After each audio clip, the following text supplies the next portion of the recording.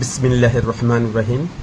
আমি পেশাদার content creator না হওয়ার প্রত্যাশাও করি না। আমি পেয়ে হারানোর ভয়ে ভীত হয়ে এই পথ বেছে নিয়েছি। আমার আলোচ্য বিষয় প্রধানমন্ত্রীর নিরাপত্তা ব্যবস্থা। বাংলাদেশের জনগণ বড় অভাগা। যখন কেউ এদেশের জনগণের সেবক হয়ে এগিয়ে আসে, তখনই দেশি বিদেশি চক্র তাকে শেষ করে দেয়। দেশ চলে যায় সাম্রাজ্যবাদদের ছায়া শাসনে। বাংলাদেশের মানুষগুলো পরিণত হয় গিনিপিকে, কখনো মাদক কারবারি, কখনো আনসারুল্লাহ অথবা জঙ্গি তকমা দিয়ে দিনের পর দিন বিচার বহির্ভূত হত্যার শিকার হয়েছে রাষ্ট্রীয় বাহিনী দ্বারা। জুডিশিয়াল কিলিং ও বাদ পড়েনি। সন্তান বাবার কাছে কাঁঠাল খেতে চেয়েছিল, রাষ্ট্রীয় বাহিনী সন্তানকে বাবার গুলিবিদ্ধ মৃতদেহ উপহার দিয়েছে। 5ই আগস্ট পূর্ব বাংলাদেশে গত 15 বছর এমন করুণ কাহিনী বাতাসে কান পাতলে শোনা যাবে অহরহ, যার উৎকৃষ্ট উদাহরণ নারায়ণগঞ্জে র্যাব প্রধানের 7 খুন, টেকনাফে কমিশনার একরাম হত্যার অডিও। প্রিয়জনের মৃত্যু যন্ত্রণা স্ত্রী সন্তানের মোবাইলে শোনা, এর চেয়ে আর কোনো হৃদয় বিদারক ঘটনা আছে কিনা আমার জানা নাই। জনপ্রতিনিধিকে হত্যা করে তার সকল সম্পদ লুণ্ঠন করে তার পরিবারের মেয়েদের যৌনদাসী বানানোর উৎকৃষ্ট উদাহরণ অচিপ্রদীপ।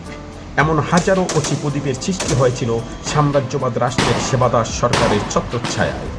2024 সালের 5ই আগস্টের পর এহেন ন্যাক্কারজনক রাষ্ট্রীয় জুলুমের অবসান হলেও মব নামক আজব গজবের সৃষ্টি হয় কতিপয় ধর্মান্ধ উগ্র সংগঠনের ধারা। তাদের নিকট থেকে কবরবাসীও রেহাই পায়নি। কবর দেখে লাশ উঠিয়ে মুসলমান নামধারী কতিপয় সংগঠনের ব্যক্তিবর্গের দ্বারা জ্বালিয়ে দেওয়ার দৃষ্টান্তও এ দেশবাসী দেখতে পেরেছে। বর্তমান প্রধানমন্ত্রী এদেশে পদার্পণের পর বাংলাদেশ তার স্বাভাবিকতা ফিরে পায়। জনগণ আবার নতুন করে স্বপ্ন দেখতে শুরু করে। এমন স্বপ্ন বাংলাদেশকে শহীদ প্রেসিডেন্ট জিয়াউর রহমানও দেখিয়েছিলেন, কিন্তু সাম্রাজ্যবাদী চক্র তাকে বাঁচতে দেয়নি বাংলাদেশের জনগণের স্বপ্নকে। শহীদ জিয়ার উদারতা ঘাতকদের লক্ষ্যে পৌঁছাতে সহজ করে দিয়েছিল। সে রাতে যদি শহীদ জিয়া সার্কিট হাউজের মতো অরক্ষিত স্থানে না থাকতেন অথবা ঢাকায় ফিরে যেতেন, তাহলে অন্য ইতিহাস রচিত হতো। বাংলাদেশ পেত সমৃদ্ধির উন্নত সোপান। শহীদ জিয়াকে কুচক্রীরা বাঁচতে দেয়নি বাংলাদেশের আপামর জনগণের স্বপ্নকে। এরপর স্বৈরাচারের দীর্ঘ পথ চলা। সেই সময় বাংলাদেশ পেল গণতন্ত্রের মাতা আপসহীন নেত্রী খালেদা জিয়াকে। দেশি বিদেশি চক্রান্তে গণতন্ত্রের মা তার অসমাপ্ত কাজ শেষ করতে পারেননি। অবশেষে তাকেও চলে যেতে হলো না ফেরার দেশে। আবার ভাঙল এদেশের জনগণের স্বপ্ন। প্রধানমন্ত্রীর দীর্ঘ পরবাসের পর এদেশে পদার্পণে আবার পেলাম আমাদের সেবক। আমরা তারেক রহমানকে পেয়ে হারাতে চাই না। আমাদের স্বপ্ন বাস্তবায়নের শেষ খড়কুটো বর্তমান প্রধানমন্ত্রী তারেক রহমান।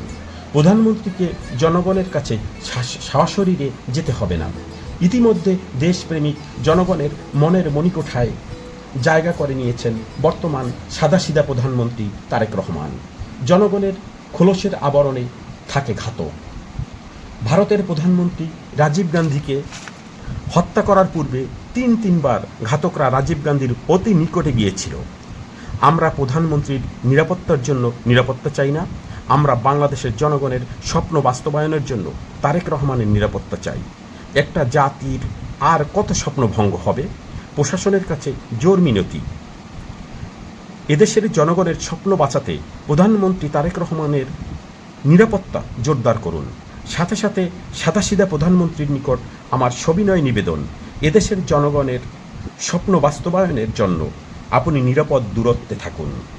এতক্ষণ ধরে আমার কথা শোনার জন্য সবাইকে ধন্যবাদ। আমার এই আলোচনায় কারো মনে কষ্ট পেলে আমি ক্ষমা প্রার্থী। বাংলাদেশ জিন্দাবাদ। প্রধানমন্ত্রী তারেক রহমান জিন্দাবাদ।